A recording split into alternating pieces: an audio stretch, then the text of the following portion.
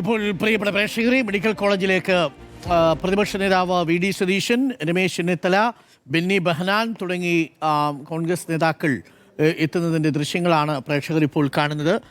ഇപ്പോൾ ശരണുണ്ട്. ശരൺ, മെഡിക്കൽ കോളേജിൽ പരിക്കേറ്റവരെ സന്ദർശിക്കുകയാണ്. പ്രതിപക്ഷ നേതാവ് അടക്കമുള്ളവർ, രമേശ് ചെന്നിത്തലയും ഒപ്പമുണ്ട്. അതിനുശേഷം ഈ സംഭവ സ്ഥലത്തേക്ക് അവർ പോകുമല്ലേ?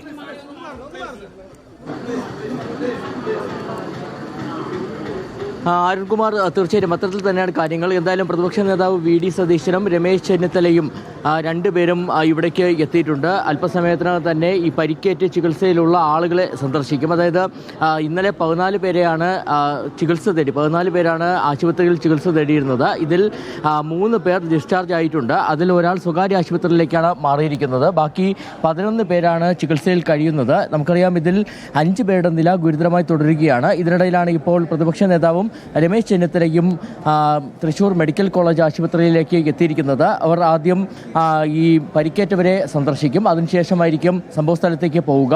മുണ്ടത്തിക്കോട് പോയി സംഭവസ്ഥലം അടക്കം സന്ദർശിച്ചായിരിക്കും തിരിച്ചു പോവുക എന്നുള്ളതാണ് മനസ്സിലാക്കാൻ കഴിഞ്ഞിരിക്കുന്നത്. ഇതിൽ പ്രധാനപ്പെട്ട കാര്യം, നേരത്തെ തന്നെ വലിയ രീതിയിലുള്ള ക്രമീകരണങ്ങൾ ഇവിടെ ഏർപ്പെടുത്തിയിരുന്നതാണ്. തൃശൂർ മെഡിക്കൽ കോളേജ് ആശുപത്രിയിൽ ഡോക്ടർമാരുടെ വിദഗ്ധ സംഘം എത്തിയിട്ടുണ്ട്. കോട്ടയം, പാലക്കാട്, ഒപ്പം എറണാകുളം അടക്കമുള്ള ഇടങ്ങളിൽ നിന്ന് വിദഗ്ധ സംഘം എത്തിയിട്ടുണ്ട്. അവരുടെ നേതൃത്വത്തിൽ കൂടിയാണ് ഇപ്പോൾ ചികിത്സ ഇവിടെ തുടരുന്നത്.